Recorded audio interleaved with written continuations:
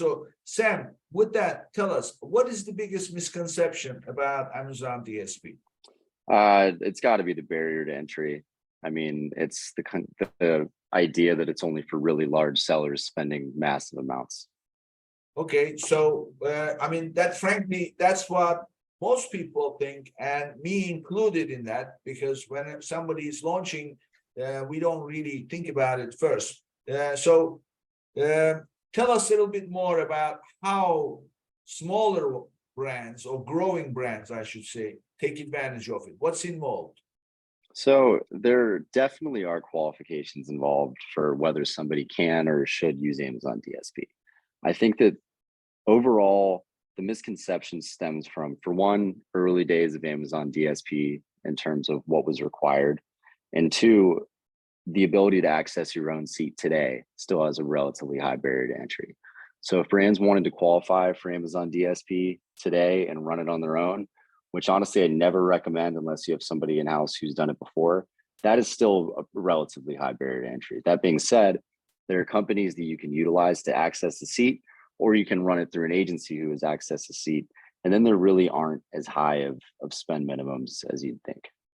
Okay, so let's quantify that. So let's say that you have a genius guy who understands Amazon DSP in-house, and you're gonna do it yourself.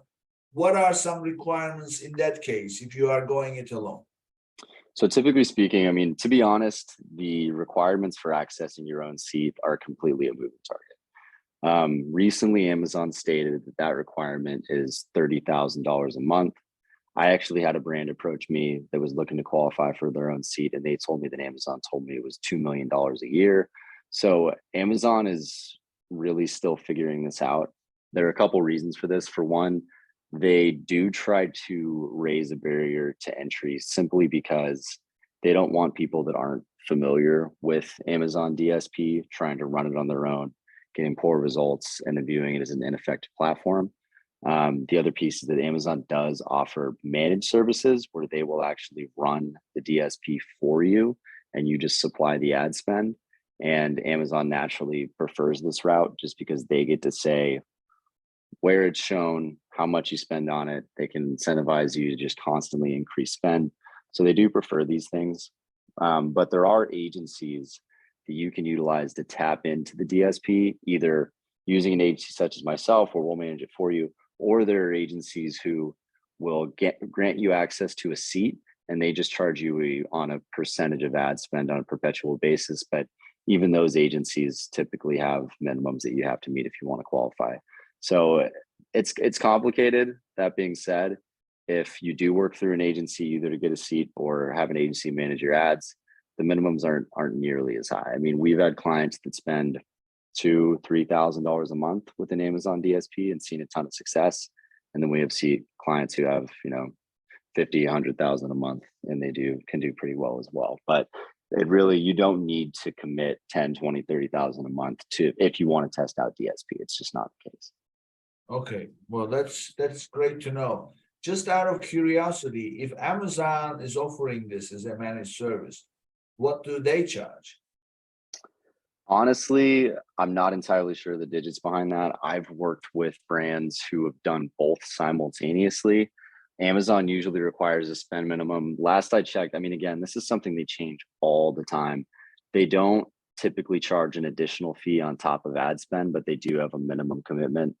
Last I heard from a brand, it was like 20,000, but I don't know if that's the case right now. I also think that they do tend to change their answer to that depending on the brand that they're ultimately working with.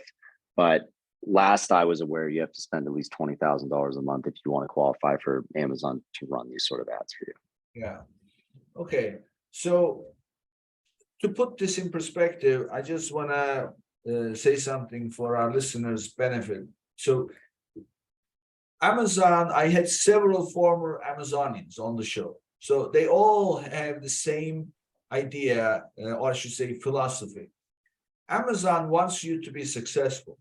Yeah. But of course, Amazon has millions of products, many sellers. So they need to make sure that the service to Amazon customers is delivered in a certain manner.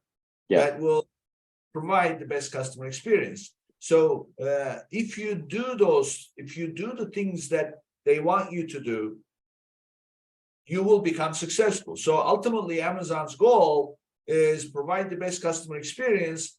And if you do that, then make you successful. So I can actually see why they would not give a straight answer, because they don't yet know themselves probably.